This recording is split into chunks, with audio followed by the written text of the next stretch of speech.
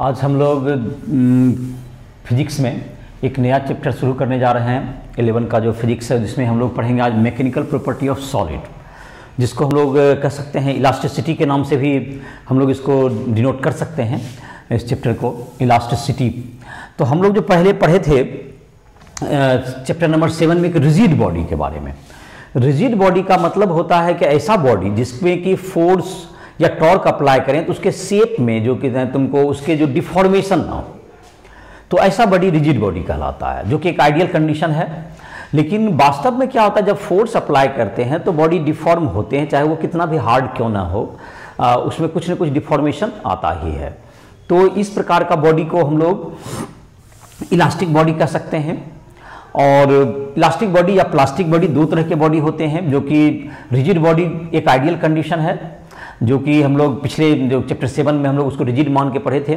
लेकिन जब force apply किया जाएगा तो उसमें डिफॉर्मेशन होता है, और ये फोर्स का और torque cause deformation on an extended body, that is called ये जो डिफॉर्मेशन होगा, इसके कारण तुमको दो तरह की बातें आती हैं। एक तो होता है कि इस डिफॉर्मेशन को अपोज करके जब फोर्स हटाते हैं हम लोग, डिफॉर्मिंग फोर्स, जिसने कि उसको शेप को डिफॉर्म किया है, तो वह बॉडी पुनः अपने शेप को रिगेन करना चाहता है, ओरिजिनल शेप को, दैट इज कॉल्ड इलास्टिसिटी। इस प्रॉपर्टी को हम लोग इलास्टिसिटी कहते हैं। और जो उसमें रिगेन करने की जो रिगेन करने की प्रॉपर्टी नहीं होती है, दैट इज कॉल्ड प्लास्टिसिटी। तो प्लास्टिसिटी जो प्लास्टिक बना हुआ है, दैट इज प्लास्टिसिटी से बना हुआ है। और जो कि प्लास्टिक के अलावा जो मटेरियल्स हैं उसमें इलास्टिसिटी होता है कि वह अपने शेप को एक लिमिट में अगर फोर्स लगाए तो वह अपने शेप को रिगेन करेगा, और that is called its elasticity. तो ये जो तुम्हारा प्रॉपर्टी है, इसकी चर्चा हम लोग इस चैप्टर में करेंगे। और फिर इलास्टिक बॉडी के का इलास्टिसिटी का, जैसे तुम्हारा बॉडी है तुम्हारा, जैसे कि हम लोग कहाँ एप्लीकेशन करते हैं, तो जैसे हमारा क्या कहते हैं, जो कंक्रीट है जिससे हम लोग घर बनाते हैं, या रॉड है तुम्हारा, ये सब तुम्हारा हो गया। या तुम देखते होगे टी शेप, या तुमको का जो तुम्हारा देखते होगे रॉड वगैरह जो बना हुआ होगा, जहाँ पर कि ब्रिज वगैरह में यूज करते हैं। तो इन सबों को उसके इलास्टिक प्रॉपर्टी, जो कि स्टील एक बेहतर मटेरियल इसलिए माना जाता है क्योंकि इसकी इलास्टिक प्रॉपर्टी बेहतर होती है, और इस कारण से स्टील को एक बेहतर बिल्डिंग मटेरियल माना जाता है। और उसके स्ट्रेंथ को हम लोग चेक भी करेंगे, किस प्रकार से कितना वो स्ट्रेंथ ले सकता है कोई बॉडी, वो इसकी इलास्टिक प्रॉपर्टी के आधार पर डील होंगे, जिसको हम लोग आगे अपने लेक्चर में पढ़ेंगे। तो इस चैप्टर में पहला जो तुमको है, जो कि हम लोग इंट्रोडक्शन में लिख लेते हैं, व्हेन फोर्स और torque, when force applied to an extended body,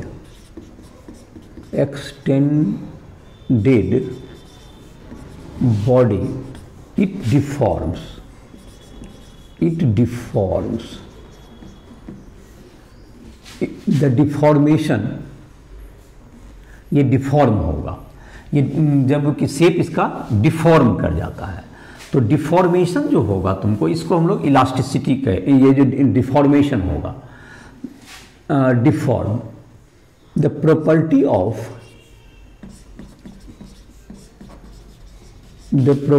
of regaining the original shape, or original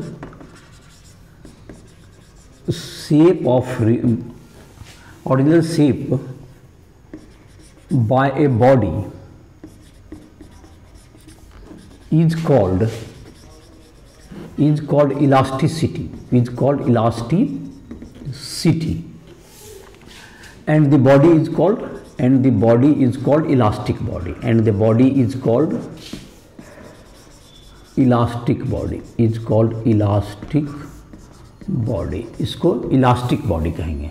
इस बॉडी को हम लोग इलास्टिक बॉडी कहेंगे, और ये जो प्रॉपर्टी है दैट इज कॉल्ड इलास्टिसिटी कहलाएगा। और अगर जो कि रिगेन करने की कोशिश नहीं होगी, that is the property of object to not regain its original shape is called plasticity, इसको हम लोग प्लास्टिसिटी कहेंगे। तो अब जो तुमको है ये प्रॉपर्टी, तो इलास्टिक प्रॉपर्टी के बारे में हम लोग यहाँ पर डील करेंगे। इस चैप्टर में इलास्टिसिटी के बारे में पढ़ेंगे। तो इलास्टिसिटी, इसका जो स्ट्रक्चर होता है, काउज ऑफ इलास्टिसिटी, तो कोई मटेरियल इलास्टिक क्यों होता है? तो जैसे इसका अगर फोर्स को देखें, कोई जैसे कि तुमको बॉडी है, तो कोई बॉडी है तुमको ये किसी भी शेप का, तो इसका अपना जो है तुमको एक इंटरमॉलिक्यूलर फोर्स लगता है। ये जैसे मॉलिक्यूल हैं, इस पर सब तरफ से क्या लग रहे हैं, इस पर फोर्स लग रहे हैं, ये सब तरफ से अट्रैक्ट कर रहे हैं, और इस कारण से ये बॉडी अपना, ये पार्टिकल अपना इक्विलिब्रियम बनाए हुए है, ये पार्टिकल अपना इक्विलिब्रियम बनाए हुए है। अब जैसे कि बाहर से इसमें कुछ फोर्स एक्सर्ट किया गया, एक्स्ट्रा इस पर फोर्स लगाया गया, तो उससे क्या होगा कि ये जो बॉडी, जो कि तुमको इस पर जो फोर्स लगा है, तो इसके कारण क्या होता है, इस बॉडी पर इधर से जो कि एक फोर्स डेवलप हुआ, तो इसके कारण ये बॉडी जो है तुमको डिफॉर्म होता है। लेकिन ये जो बाकी मॉलिक्यूल्स हैं, इसको अपोज, ये जो तुम्हारा अपने जगह से ये अंदर जाएगा, दूसरा मॉलिक्यूल इसको अपोज करता है कि तुम अंदर नहीं आ सकते हो। तो इस तरह से क्या करता है, और इस प्रकार से एक जैसे स्प्रिंग को कोई, जैसे इसको स्प्रिंग मॉडल से भी इस प्रॉपर्टी को हम लोग दिखाते हैं कि जैसे एक स्प्रिंग इस तरफ से, सब तरफ से बंधा हुआ है, तो अगर कोई स्प्रिंग को इधर कंप्रेस करेगा तो स्प्रिंग इधर की तरफ क्या लगाएगा, फोर्स लगाएगा। तो इसी तरह से इंटरमॉलिक्यूलर फोर्स भी जो मॉलिक्यूल्स होते हैं, इसको इधर की ओर क्या करते हैं, कंप्रेस, इधर की तरफ प्रेस करेंगे इस मॉलिक्यूल को कि आप अंदर नहीं आ सकते हैं। तो इसका मतलब यह हुआ, और जैसे ही अब एक ऐसा की कल्पना करें, तो एक फोर्स डेवलप हो गया इधर की तरफ, जो कि फोर्स डेवलप हो गया, अगर इसको रिस्टोरिंग, इधर डिफॉर्मिंग फोर्स लगा, ये डिफॉर्मिंग फोर्स अगर अप्लाई हुआ, तो इस पार्टिकल पर जो तुम्हारा होगा, इसका शेप कुछ डिफॉर्म होगा, लेकिन उसके डिफॉर्मेशन के कारण क्या होगा, इस पर एक इंटरनल एक रिस्टोरिंग फोर्स डेवलप हो जाएगा, जो कि क्या करेगा, इसको क्या करेगा, एक इसके अपोजिट में एक अंदर से एक फोर्स डेवलप हो जाएगा, जिसको हम लोग कहेंगे रिस्टोरिंग फोर्स कहते हैं। और ये दोनों जब इक्वल हो जाएगा, तो अब इसका डिफॉर्मेशन रुक जाएगा। इफ ये तुमको इक्वल हो गया, तो इसका डिफॉर्मेशन रुक जाएगा, अब और डिफॉर्म नहीं होगा। इस फोर्स से फोर्स बढ़ाएंगे तो फिर और डिफॉर्मेशन होगा, और फिर रिस्टोरिंग फोर्स कैसे इक्वल हो जाएगा डिफॉर्मिंग फोर्स के, और ये फिर इसका जो है तुमको डिफॉर्मेशन रुक जाएगा। लेकिन अब इस ऐसा कल्पना कर सकते हैं, ऐसा इमेजिन अगर करें कि जब यह फोर्स हट जाएगा तो क्या होगा, डिफॉर्मिंग फोर्स अगर हट गया, तो अंदर की ओर एक रिस्टोरिंग फोर्स डेवलप है। तो ये रिस्टोरिंग फोर्स डेवलप है जो, वह क्या करेगा, इस बॉडी को अपने पुराने शेप में लाने का प्रयास करता है, और this is the cause of elasticity of the body. तो फिर से इस बात को अगर रिपीट करें, तो कोई बॉडी है, इसमें तुमको डिफॉर्मिंग फोर्स लगा, तो इसके शेप में डिफॉर्मेशन होगा, लेकिन इसके कारण, डिफॉर्मिंग फोर्स के कारण, इसके अंदर एक तुमको फोर्स डेवलप होता है, जिसको हम लोग रिस्टोरिंग फोर्स कहते हैं। और डिफॉर्मिंग फोर्स, रिस्टोरिंग फोर्स धीरे धीरे इक्वल हो जाएगा, और जैसे ही डिफॉर्मिंग फोर्स हटाएंगे, तो रिस्टोरिंग फोर्स उसको पुनः क्या करेगा, अपने ओरिजिनल शेप में लाने का कोशिश करता है। दैट इज दी, इस प्रॉपर्टी को हम लोग, इस बॉडी का इलास्टिसिटी कहते हैं, जो कि इलास्टिक प्रॉपर्टी हुआ, इलास्टिसिटी, और ये बॉडी इलास्टिक बॉडी कहलाएगा। और जो प्लास्टिक होता है उसमें ऐसा प्रॉपर्टी नहीं होगा। तो ये तुमको समझ में आ गया होगा कॉज ऑफ इलास्टिसिटी। तो इसमें एक आध दो चार लाइन लिख लेते हैं। When deforming force is applied, deforming force is applied, the shape of the body deform, it produces restoring force, it produces restoring force.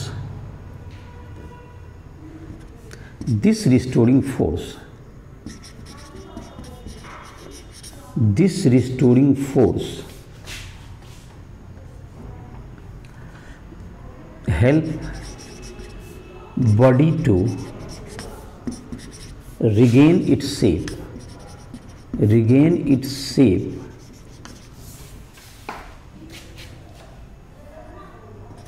When deforming force is removed, when deforming force is removed, जब deforming force इसको remove करेंगे तो ये इसके shape को क्या कर लेगा, ये रिगेन करेगा, ये शेप को पुनः अपने ओरिजिनल शेप में ये रिगेन कर लेगा।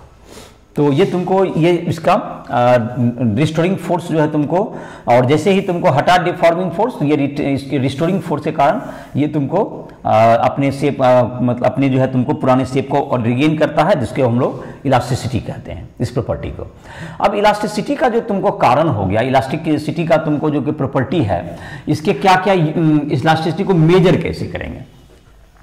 तो इलास्टिसिटी कितना है, कोई बॉडी कितना restoring force per unit area जो है तुम्हारा है, इसके आधार पर इसको एक डिफाइन करते हैं हम लोग, एक टर्म डिफाइन करते हैं स्ट्रेस, और दूसरा होता है कि एक टर्म डिफाइन होता है स्ट्रेन डिफाइन होता है। स्ट्रेन है तुमको कि कितना उसके शेप में जब फोर्स लगता है तो कितना उसके शेप में डिफॉर्मेशन हुआ, और डिफॉर्मेशन बाय तुमको जब स्ट्रेस लगेगा तो उसके जब फोर्स लगता है तो उसके कारण डिफॉर्मेशन भी होगा, और जितना अधिक फोर्स लगेगा तो डिफॉर्मेशन भी उतना अधिक होता है।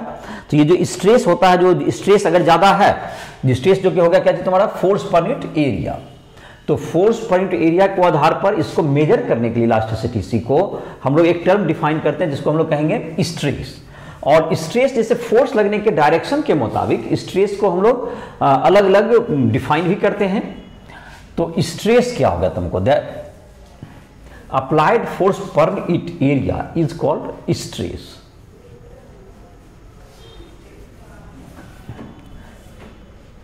ये तुमको स्ट्रेस कहलाएगा। और स्ट्रेस जाहिर है कि डिफॉर्मिंग फोर्स के बजाय रिस्टोरिंग फोर्स से डिफाइन होता है। Stress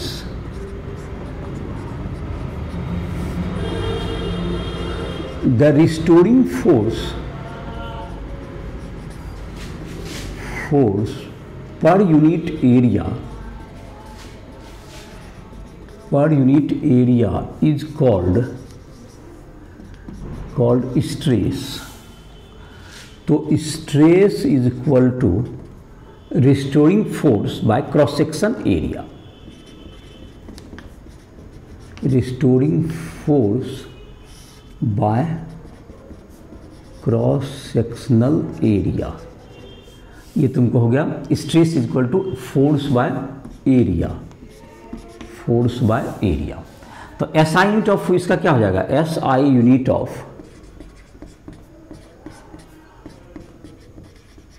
stress is newton per metre square, और newton per metre square, newton per metre square, जो कि न्यूटन पर मीटर स्क्वायर तुम्हारा जैसे कि इसको हम लोग पास्कल भी कहते हैं, तो इसको पास्कल भी कह सकते हैं। तो ये तुम्हारा हो गया एस का यूनिट हो गया। डायमेंशन की जहाँ तक बात है, डायमेंशन जो निकालना चाहेंगे, dimension of stress is equal to force का हो गया mL_T-2 by L square, mL-1T-2,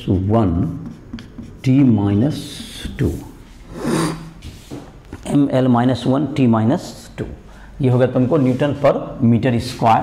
इसका डायमेंशन हो गया तुमको एसआई यूनिट में, और डाइन पर सेंटीमीटर स्क्वायर हो गया सीजीएस यूनिट में, और 1 न्यूटन इक्वल्स टू 10⁵ डाइन। ये तुम्हारा हो गया ये तुम्हारा हो गया स्ट्रेस। स्ट्रेस को अगर फोर्स के डायरेक्शन के मुताबिक इसको 3 पार्ट में क्लासिफाई कर सकते हैं। According to the direction of force, according to the direction of force, stress can be classified in 3 types, in 3 types। 3 type में इसको क्लासिफाई कर सकते हैं। नंबर ए हो गया तुमको लॉन्गिट्यूडनल स्ट्रेस, लॉन्गिट्यूडनल स्ट्रेस। तो लॉन्गिट्यूडनल स्ट्रेस को नॉर्मल स्ट्रेस भी कहते हैं हम लोग, लॉन्गिट्यूडनल स्ट्रेस को नॉर्मल स्ट्रेस भी कह सकते हैं हम लोग, लॉन्गिट्यूडनल स्ट्रेस ब्रैकेट में एक नॉर्मल स्ट्रेस भी इसको कभी कभी कहा जाता है, इसका भी रीजन देख लेते हैं। लॉन्गिट्यूडनल का मतलब होगा कि जब फोर्स जो है तुमको लेंथ के अलॉन्ग में लगे,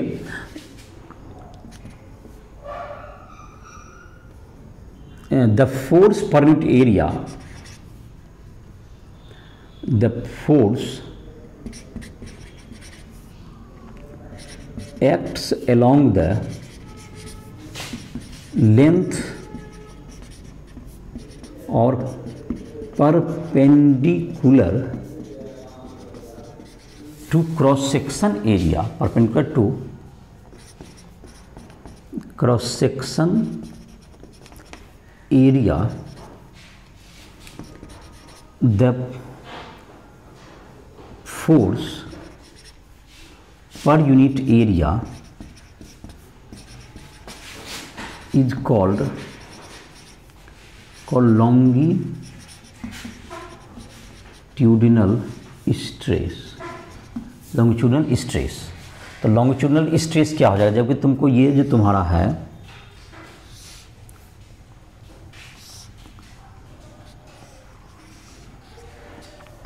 ये तुमको लेंथ के लॉन्ग जब लग जाता है इस फोर्स को, ये जैसे इधर फोर्स लगाए, इधर से भी फोर्स लगा दिए, तो ये जो फोर्स हो गया इसका क्रॉस सेक्शनल एरिया इसको कहते हैं, जो कि ये सर्कुलर जैसे हो सकता है, ये इस रेक्टेंगुलर जो भी एरिया होगा तुमको इस तरह का जो शेप होता है, जैसे ये इस तरह का, ये तुमको जो कहलाता है ये क्रॉस सेक्शनल एरिया। और नॉर्मल क्यों कहेंगे, ये परपेंडिकुलर लग रहा है, perpendicular to the cross section area है और लेंथ के अलॉन्ग है, इसलिए इसको नॉर्मल फोर्स भी कहते हैं, नॉर्मल स्ट्रेस भी डेवलप होगा। तो इस तरह का फोर्स होगा तो ये तुमको टेंसाइल स्ट्रेंथ डेवलप होगा, ये टेंसाइल हो गया तुमको, और ये तुमको टेंसाइल फोर्स हो गया, टेंशन हो गया। ये एफ को कहते हैं हम लोग टेंशन भी कर सकते हैं, तो खींच रहे हैं तो टेंशन डेवलप होगा, इसलिए इसको टेंसाइल स्ट्रेस डेवलप होगा। इसको जो टेंसाइल स्ट्रेस और एक इस तरह का अगर फोर्स हो, अगर इसमें क्रॉस सेक्शन में इस तरह का, तो ये टेंसाइल, ये टेंशन हो गया, और ये इस तरह से पुश करें दोनों साइड से अपोजिट से, अभी भी रिजल्टेंट फोर्स 0 होगा, तो ये मूव नहीं करेगा, सिर्फ डिफॉर्म करने का काम करेगा ये। तो ये तुमको हो गया कंप्रेशन, कंप्रेशन, कंप्रेसिव फोर्स, ये कंप्रेसिव स्ट्रेन हो गया। तो इस प्रकार से दो तरह का स्ट्रेस डेवलप हुआ, एक टेंसाइल स्ट्रेस भी इसमें आ जाएगा, इसी का टाइप हो गया लॉन्गिट्यूडनल का, और दूसरा कंप्रेसिव स्ट्रेन, टेंसाइल स्ट्रेस और कंप्रेसिव स्ट्रेस। तो ये तुम्हारा कंप्रेसिव स्ट्रेस और टेंसाइल स्ट्रेस, इसको डिफाइन क्या करेंगे, ये force by cross section area.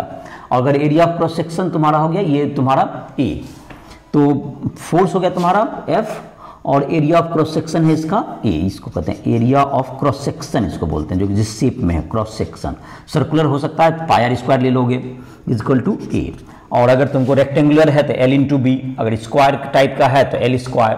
तो ये तुमको जैसा जैसा क्रॉस सेक्शन हो, जैसे ये सर्कुलर क्रॉस सेक्शन देख रहे हैं, तो ये पाई आर स्क्वायर हो जाएगा तुम्हारा। तो ये जो तुम्हारा फोर्स डेवलप हो जाएगा तुम्हारा, तो इसको क्या कहेंगे हम लोग, रेक्टेंगुलर फोर्स। तो ये तुम्हारा जो स्ट्रेस हो गया longitudinal stress, longitudinal stress is equal to F by A. ये जो फोर्स हो गया जो कि लेंथ के अलॉन्ग होना चाहिए, फोर्स अलॉन्ग द लेंथ और normal to the cross section, force along the length और normal perpendicular to the cross section, normal या perpendicular to the cross section area, cross section area इसके perpendicular होगा। तो ये तुम्हारा हो गया। इसके बाद है तुमको क्रॉस सेक्शन एरिया के परपेंडिकुलर होगा। तो तीसरा है तुमको, इसके बाद जैसे तुम्हारा दूसरा जो स्ट्रेस होगा, स्ट्रेस का एक टाइप हो गया, ये स्ट्रेस का दूसरा टाइप जो तुम्हारा होगा, इसका स्ट्रेस का दूसरा टाइप जिसको हम लोग कह सकते हैं, जब फोर्स जो है तुमको टेंजेंशियली लगे तो टेंजेंशियल स्ट्रेस डेवलप होगा, इसको हम लोग शियर स्ट्रेस भी कह सकते हैं। टेंजेंशियली अगर फोर्स लगता हो तो ये जो स्ट्रेस डेवलप करेगा ये कहलाता है टेंजेंशियल और शियर स्ट्रेस। शियर स्ट्रेस ज़्यादा फेमस वर्ड है, तो शियर स्ट्रेस कहलाएगा। तो दूसरा नंबर जो है वो ए लिखे थे उसको, तो शायद इसको बी लिख देते हैं। लॉन्गिट्यूडनल और नॉर्मल स्ट्रेस एक ही का नाम हुआ। लॉन्गिट्यूडनल मतलब लेंथ के लॉन्ग अगर लगता हो, क्रॉस सेक्शन एरिया के परपेंडिकुलर लग रहा है, तो ये हो गया तुमको। और ये जैसे कि तुमको लगेगा ये जो डिफॉर्मेशन होता है ये तुमको जैसे कि उसमें जो तुमको हम लोग देख रहे थे लॉन्गिट्यूडनल स्ट्रेस में तुमको डिफॉर्मेशन जो होगा उसका लेंथ बढ़ेगा, लेकिन उसमें डिफॉर्मेशन है कि वो अगर एरिया अगर उसका क्रॉस सेक्शन एरिया सर्कुलर है तो वो सर्कुलर ही रहेगा। लेकिन तुमको जो दूसरा जो हम लोग दिखाएंगे शियर स्ट्रेस, शियर स्ट्रेस, तो जैसे कि तुमको ये शेप है तुमको, और जैसे कि शियर स्ट्रेस का मतलब होता है ये क्रॉस सेक्शन पर इस ढंग से लागू होगा जैसे कि टेंजेंशियली लगेगा तो ये डिफॉर्म कर देता है। If the force acting along tangential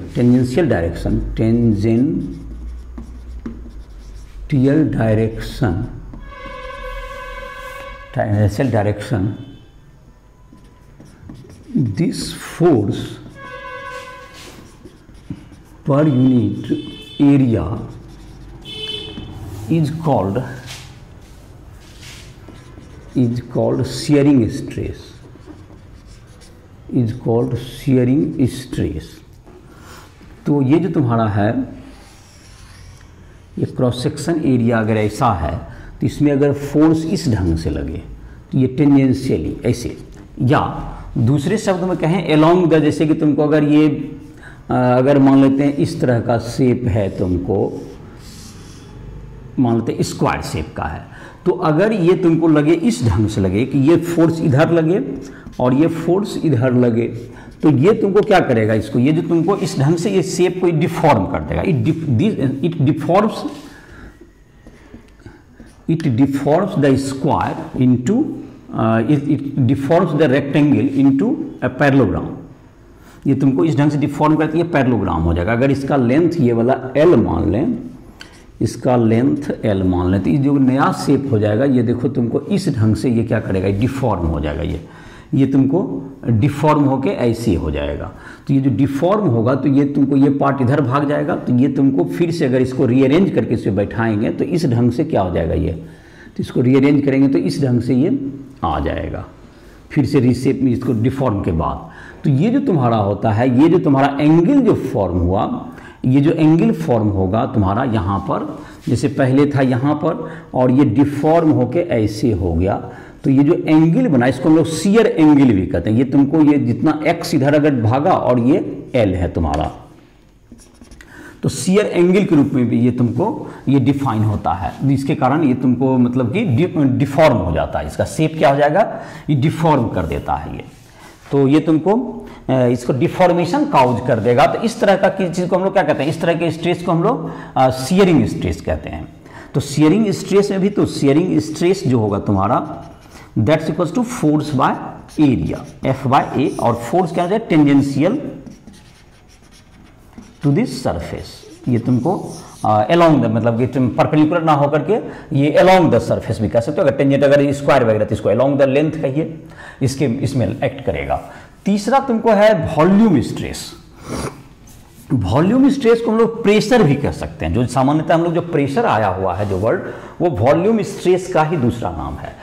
पर अगर फोर्स जो है हर जगह पर परपेंडिकुलर एक्ट करे जिससे कि उसका वॉल्यूम में चेंज हो, जिससे कि उसके वॉल्यूम में क्या हो, हर तरफ से चेंजिंग आए, तो यह कहलाता है तुमको वॉल्यूम स्ट्रेस कहलाएगा।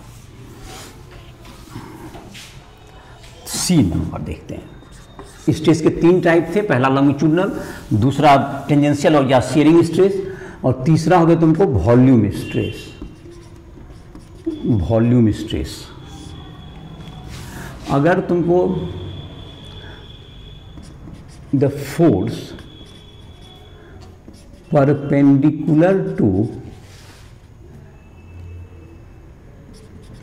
cross section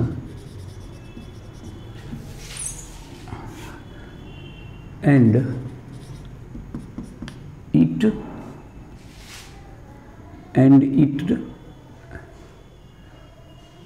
change the volume, it change the volume, the force per unit area, the force per unit area is called is called volume stress, और इसको है, इसी को हम लोग और कॉल्ड प्रेशर, और कॉल्ड प्रेशर, इसको प्रेशर भी कह सकते हैं। जैसे कि ये तुमको है फोर्स, मतलब हर जगह पर, हर क्रॉस सेक्शन पर, हर जगह पर क्या लगी है, परपेंडिकुलर रहे, हर जगह पर इस ढंग से लगे, हर तरफ से। जैसे कोई लिक्विड वगैरह में डुबा देते हैं किसी चीज़ को, या तुमको हवा जैसे कि अभी प्रेशर लगा रहा है हर तरफ से, तो ये क्या होगा तुम्हारा वॉल्यूम स्ट्रेस हो जाएगा। तो ये वॉल्यूम स्ट्रेस डिफाइन करेगा। तो वॉल्यूम स्ट्रेस जो तुमको होता है, the volume stress is equal to इस तरह का फोर्स बाय एरिया।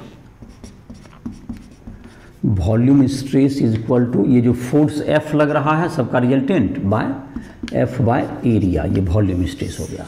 तो जाहिर है कि इसको हम लोग, ये फोर्स हर तरफ से डिफाइन होगा, ये वॉल्यूम स्ट्रेस कहलाएगा, इससे वॉल्यूम में चेंज करेगा ये। तो अभी तक जो हम लोगों ने पढ़ा, स्ट्रेस को 3 टाइप पढ़ा, और अगर स्ट्रेस डेवलप होता है तो जाहिर है कि बॉडी में तुमको क्या होगा, अगर फोर्स अगर तुमको बाहर से अप्लाई हो रहा है तो उसके कारण क्या हो रहा है, तुम्हारा फोर्स जब अप्लाई हो रहा है तो उसके कारण उसके शेप में भी चेंजिंग आता है। तो स्ट्रेस के कारण तुमको एक जो तुमको है एक टर्म हम लोग और डिफाइन करते हैं, दैट इज स्ट्रेन। तो स्ट्रेन है तुमको चेंज इन डायमेंशन, तुमको जितना हुआ, और divided by original dimension, ratio उसका ओरिजिनल डायमेंशन जितना था उससे अगर रेशियो डिफाइन करें तो दैट इज कॉल्ड, ये क्या कहलाएगा हमको, change in volume by original volume, ये कहलाएगा तुमको। लिखा जाए इसको strain. The ratio of change in dimension to the original dimension, to the original dimension is called strain, is called strain. तो strain is equal to change in dimension by original dimension, change in dimension by original dimension। तो इसमें according to, यहाँ 3 type का जो force लगेगा, according to the forces, according to the direction of force, according to the direction of force, strain may be classified into 3 types, may be classified into 3 types। जैसे 3 types था उसमें भी into 3 types, इसमें भी 3 type में define कर सकते हैं। जैसे कि अगर फोर्स लेंथ के लॉन्ग लगा तो इसका लेंथ में इंक्रीज करेगा, तो पहला नंबर हो गया तुमको longitudinal strain, longitudinal strain. The force, the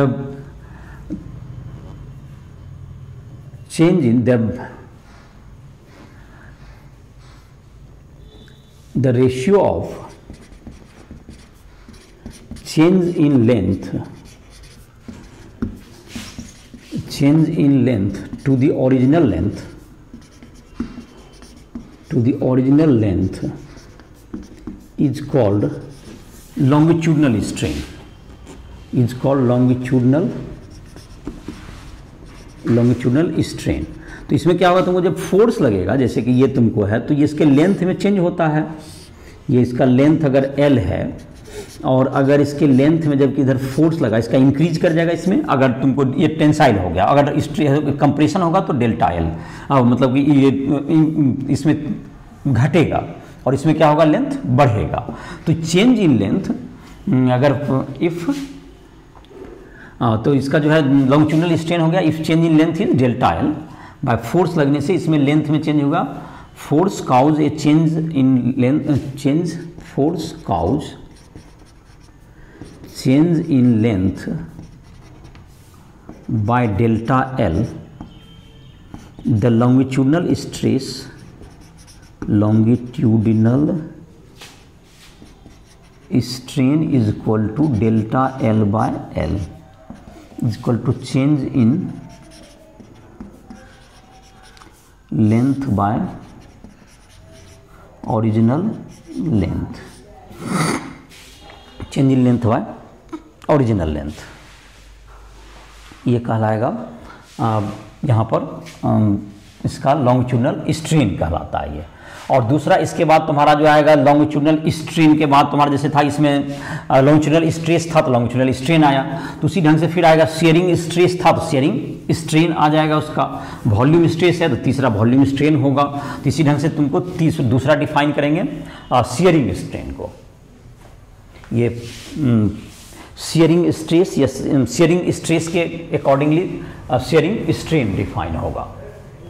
तो इसमें जो फोर्स लगता था किस ढंग से, वो टेंजेंशियली लगता था या तुमको सरफेस के अलोंग लगा, ये परपेंडिकुलर नहीं होकर जो तो सरफेस के अलोंग एक्ट करेगा, तो वो शेयरिंग स्ट्रेन डेवलप करेगा। बी नंबर कहते हैं इसको, शेयरिंग स्ट्रेन।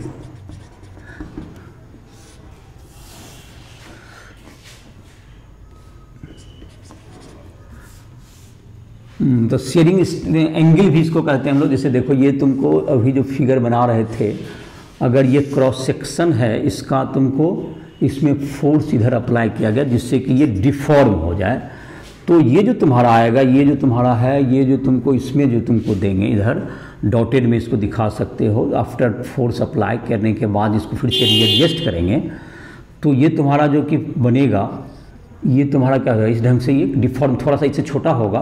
तो ये जो एंगल बना जो कि लेटरल डायमेंशन ये तुमको L है और ये तुमको इधर x बढ़ गया, ये x इधर बढ़ गया, तो ये जो शियर एंगल इसको कहते हैं, ये थीटा जो हो गया तुम्हारा क्या हो गया, ये शियर एंगल, जो कि shear angle theta is equal to क्या हो गया तुम्हारा शियर एंगल, जो कि तुमको जितना इधर भागा तुमको ये लेटरल डायमेंशन में ये तुमको जैसे कि इसको फोर्स लगाए तो ये तुमको इधर की तरफ क्या हो गया, कुछ डिफॉर्म हो गया, और फिर इसमें एडजस्ट किए तो जितना ये तुमको शिफ्ट कर गया जो कि पैरेललोग्राम टाइप का बन जाएगा ये, और ये जो शिफ्ट करेगा दैट इज कॉल्ड, ये तुम्हारा थीटा जो कि है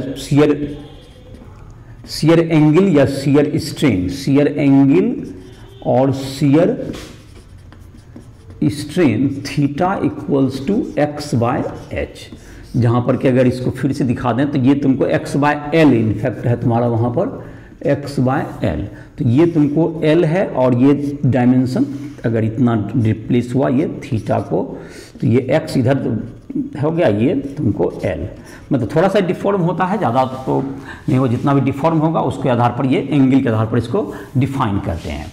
अब फोर्स कैसे लगे, इफ फोर्स एक्ट्स टेंजेंशियली और along the surface, if force acts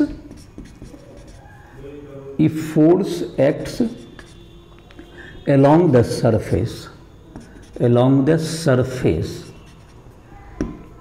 it deforms the shape of the cross section,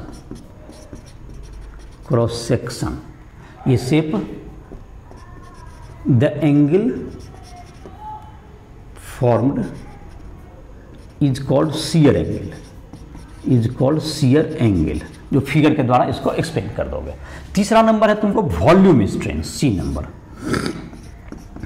volume strain, the ratio of change in volume to the original volume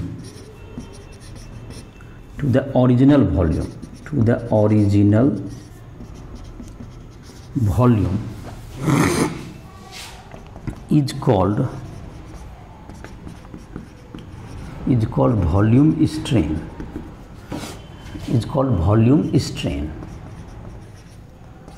तो volume strain is equal to क्या होगा, change in volume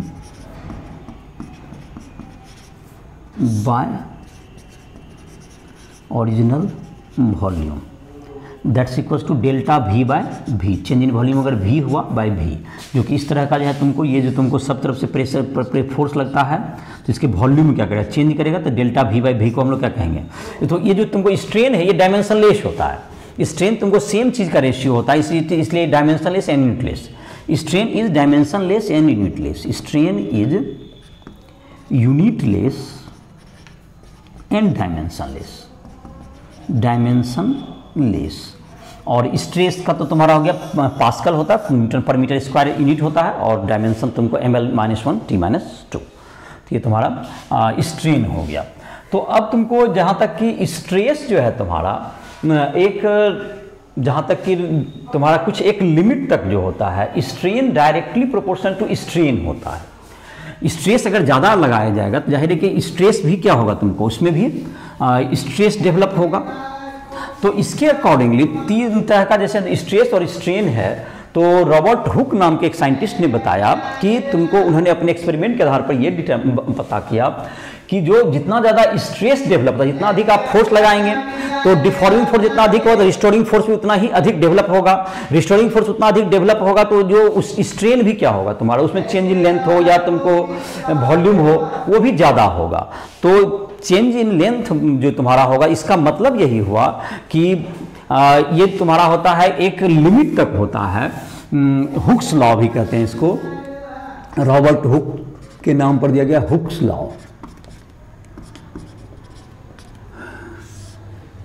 तो अगर ये तुमको एक elastic limit कहते हैं, with in elastic limit, with in a certain limit the stress is directly proportional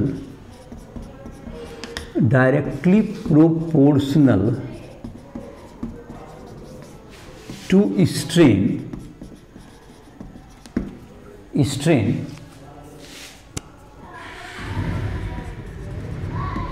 within a certain limit,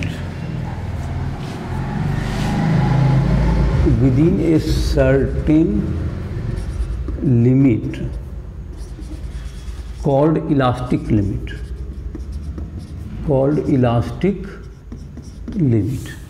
तो ये इलास्टिक लिमिट के अंदर ये स्ट्रेस जो है तुमको विद इन सर्टेन लिमिट, जब बहुत अधिक फोर्स लगा देंगे तो ये लॉ अवे नहीं होगा, लेकिन नॉर्मली क्या होगा, stress is proportional to strain.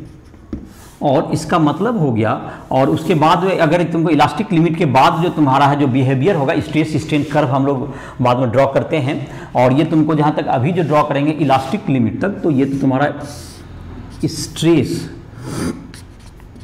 और इधर स्ट्रेन ले लीजिए, इधर स्ट्रेन ले लीजिए, इधर स्ट्रेस, तो ये जो तुम्हारा आएगा ये स्ट्रेट लाइन आ जाएगा विद इन इलास्टिक लिमिट। उसके बाद तुमको फिर ये चेंज करता है इलास्टिक लिमिट के बाद, यहाँ जहाँ के बाद ये जो लीनियर ग्राफ है वो अगर समाप्त होने लगे तो समझिए इलास्टिक लिमिट आपका क्या हो रहा है, खत्म, समाप्त हो रहा है। तो इलास्टिक लिमिट में तुमको स्ट्रेस प्रोपोर्शनल टू क्या होगा, स्ट्रेन। तो स्ट्रेस प्रोपोर्शनल टू स्ट्रेन, तो स्ट्रेस इज इक्वल टू, इसको एक कांस्टेंट आता है जिसको हम लोग मॉडुलस ऑफ इलास्टिसिटी कहते हैं, modulus of elasticity into strain, ऐसा कर सकते हैं हम लोग। Stress is equal to modulus of elasticity into strain, या स्ट्रेस बाय स्ट्रेन, या stress by strain is equal to modulus of elasticity, ये कांस्टेंट को हम लोग कह सकते हैं। तो यहाँ पर अब तीन तरह के हम लोग स्ट्रेस और स्ट्रेन डिफाइन किए हैं। तो तीन तरह के स्ट्रेस और स्ट्रेन का रेशियो को भी हम लोग क्या डिफाइन करें, तो तीन तरह के मॉडुलस ऑफ इलास्टिसिटी भी डिफाइन होंगे, तीन तरह के मॉडुलस ऑफ इलास्टिसिटी भी हमारा डिफाइन होगा। तो तीन तरह के मॉडुलस ऑफ इलास्टिसिटी डिफाइन होंगे तो उसको हम लोग डिफाइन कर सकते हैं तीन तरह से। ये तुमको स्ट्रेस, जैसे अगर tangential stress by tangential strain एक हो गया तुम्हारा, that is Young modulus of elasticity कहते हैं। तो according to three type of stress and strain, there are three types of modulus of elasticity. तो ए नंबर होगा तुम्हारा यंग मॉडुलस ऑफ इलास्टिसिटी जिसको कहते हैं, जो कि longitudinal stress by longitudinal strain, ऐसा कर सकते हैं हम लोग। तो longitudinal stress by longitudinal strain, तो ए नंबर होगा तुमको young modulus of elasticity. The ratio of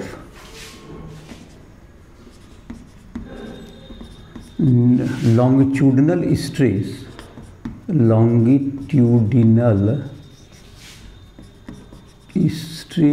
to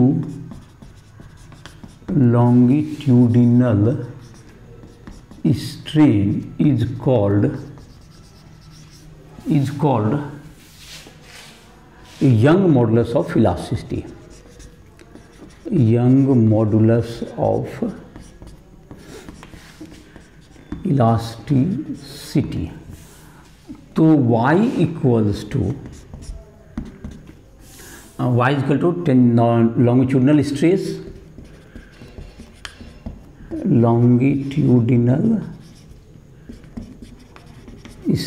by longitudinal strain. तो लॉन्गिट्यूडिनल स्ट्रेस क्या होगा, F by A by length delta L by L. तो y बराबर क्या हो गया, F L by A into delta L. ये तुमको यंग मॉडुलस ऑफ इलास्टिसिटी हो गया. और जाहिर है कि इसका जो डायमेंशन होगा तो ये तो तुम्हारा क्या होगा, ये इसका तो डायमेंशन लेस है delta L by L. Change in length तुम्हारा F हो गया तुमको force applied, F equal to restoring force, जो भी तुम्हारा इक्वल में कहेंगे restoring force. A equals to area of cross section, अगर सर्कुलर है तो pi R square cross section, और या तुमको रेक्टेंगुलर या स्क्वायर जैसा भी होगा अकॉर्डिंगली रिप्लाई करोगे. Delta is equal to change in length और L is equal to original length. इस पर काफ़ी क्वेश्चंस दिए हुए हैं तुमको. एनसीईआरटी बुक में 3-4 एग्जांपल भी दिए हुए हैं, एक्सरसाइज में भी बहुत से इस पे जो क्वेश्चंस दिए हुए हैं. SCM का बुक भी लोगे जो सब मैकेनिकल प्रॉपर्टीज ऑफ मैटर करके चैप्टर दिया हुआ है, उसमें भी इलास्टिसिटी के जो क्या है एग्जाम्पल भी दिए हुए हैं, और एक्सरसाइज में लगभग 13-14 तक जो क्वेश्चन है इसके दिए हुए हैं. और उसके बाद तुमको उसका मैकेनिकल प्रॉपर्टी में तुमको फ्लूइड का दिया हुआ है, तो उसको बाद में डिस्कस करेंगे हम लोग. जो फ्लूइड मैकेनिक्स चैप्टर होगा इसके आप आगे अगला चैप्टर में उसमें डिस्कस करेंगे. SCM के बुक का जो रेस्ट जो क्वेश्चन होगा 13-14 के बाद. तो ये तुम्हारा हो गया, ये तुम्हारा यंग मॉडुलस ऑफ इलास्टिसिटी. इस पर जो है क्वेश्चन का ट्राई कर सकते हो, जैसे कि फोर्स अगर लग रहा हो तुमको, जैसे कि कोई वायर है जिसमें सर्कुलर क्रॉस सेक्शन है इस ढंग का, तो इसको अगर तो इसमें क्या करते हैं, इसको जो है यंग मॉडुलस का डिटर्मिनेशन भी कर सकते हैं एक्सपेरिमेंट के द्वारा, जिसमें कि इसके लेंथ में चूंकि चेंज कम होता है तो इसमें एक तुमको इसको मेजर करने के लिए एक दो वायर लेते हैं हम लोग. एक वायर में जो कि हम लोग कहेंगे जो कि रेफरेंस वायर कहते हैं, एक तुमको ये तुमको एक जो कि एक्सपेरिमेंटल वायर होगा. तो इसमें दोनों में क्या करें, इसमें वर्नियर स्केल लगाते हैं. तो वर्नियर स्केल्स के आधार पर हम लोग क्या करते हैं, इसके लेंथ में चेंज को हम लोग जैसे लोड F इक्वल टू क्या होगा तुमको mg लगाएंगे यहाँ पर, और एरिया ऑफ क्रॉस सेक्शन जो भी होगा तुम्हारा इस वायर का, यहाँ पर जो लोड लगाए इस वायर का जो कि है इसका डायमीटर स्क्रू गेज के द्वारा क्या कर सकते हैं, इस वायर का क्रॉस सेक्शन को हम लोग फाइंड आउट कर सकते हैं एक्सपेरिमेंट से पहले. तो एरिया क्या हो जाएगा तुम्हारा पाई आर स्क्वायर, अगर रेडियस डिटरमाइन कर लिए स्क्रू गेज की मदद से, और लोड यहाँ पे एक्सटेंड किए, और वर्नियर स्केल के मदद से तुमको वर्नियर पे स्केल जो है उसके कारण हम लोग डेल्टा L कैलकुलेट कर लिए. डेल्टा L और ओरिजिनल लेंथ पहले कैलकुलेट करके रखे, और इसमें दो मैंने एक मेन स्केल या और यहाँ पे वर्नियर स्केल तुम्हारा जो रीडिंग होता है, एक रेफरेंस वायर है कि तुम्हारा जितना लेंथ होगा उस सबको कैलकुलेट करने के लिए. और इस तरह से हम लोग क्या कर सकते हैं, यंग मॉडुलस का डिटर्मिनेशन कर सकते हैं. तो mg बाय क्या हो गया तुम्हारा वेट जो है, तो फोर्स हो जाएगा तुमको mg, एरिया हो गया pi R square, change in length जितना होगा उसको वर्नियर स्केल से हम लोग कैलकुलेट कर लेंगे, और ओरिजिनल लेंथ जो हम लोग पहले मीटर स्केल से मेजर कर सकते हैं. और इस प्रकार से हम लोग यंग मॉडुलस का डिटर्मिनेशन कर सकते हैं. तो ये तुम्हारा हो गया यंग मॉडुलस का डिटर्मिनेशन. और इसके द्वारा जो न्यूमेरिकल्स होंगे, इस पर काफ़ी न्यूमेरिकल्स इसके द्वारा दिए हुए हैं एग्जाम्पल में भी, इसको बाद में अगले लेक्चर में हम लोग डिस्कस करेंगे. पहले हम लोग मॉडुलस ऑफ इलास्टिसिटी में डिफाइन कर रहे हैं, जो उसको पहले तीनों डिफाइन कर लेते हैं, और उसके आगे हम लोग फिर इसके क्वेश्चंस वगैरह को भी डिस्कस करेंगे. जैसे तुम प्रयास में करते हो, क्वेश्चन काफ़ी डिफिकल्ट नहीं होते हैं. इसके फार्मूला पर तुमको एक्चुअल यूनिट वगैरह को चेंज करके ठीक से एडजस्ट करोगे, थोड़ा कैलकुलेशन होता है, क्वेश्चन तुम्हारा सॉल्व हो जाएगा. और यंग मॉडुलस ऑफ इलास्टिसिटी के तुम्हारा टेबल में वैल्यू भी दिए हुए हैं. जैसे स्टील का था 20 न्यूटन पर मीटर स्क्वायर. जाहिर है कि इसमें जो स्ट्रेस का जो यूनिट है वही यूनिट रहेगा यहाँ भी. तो इसके आधार पर यंग मॉडुलस का तुमको डाटा भी दिया हुआ है, वायर वगैरह का सबका, स्टील कॉपर इन सबों का डाटा तुम्हारा टेबल में एनसीईआरटी बुक में दिया हुआ है. दूसरा लिख लेते हैं हम लोग मॉडुलस ऑफ इलास्टिसिटी में सेकेंड नंबर है तुमको शियरिंग मॉडुलस. शियरिंग मॉडुलस तो ये क्या होगा तुमको, the ratio of shearing stress to shearing strain is called is called shearing modulus of elasticity.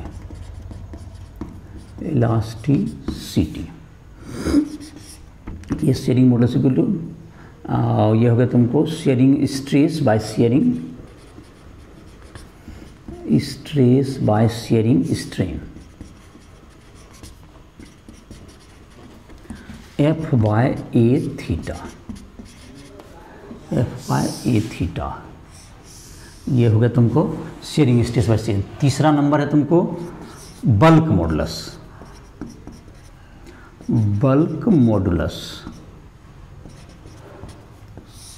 The ratio of volume stress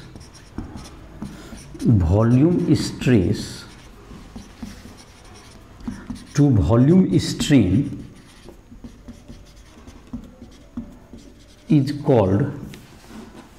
called bulk modulus.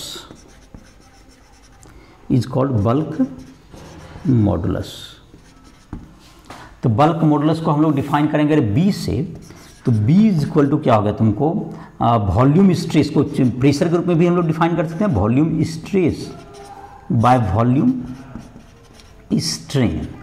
तो B is equal to हो गया, इसमें अगर प्रेशर अगर चेंज पॉजिटिव होगा तो ये volume में चेंज निगेटिव होता है, तो इसलिए तुमको इसको एक माइनस लगाते हैं, इसको डिफाइन में चेंज इन वॉल्यूम हो गया डेल्टा V बाई V।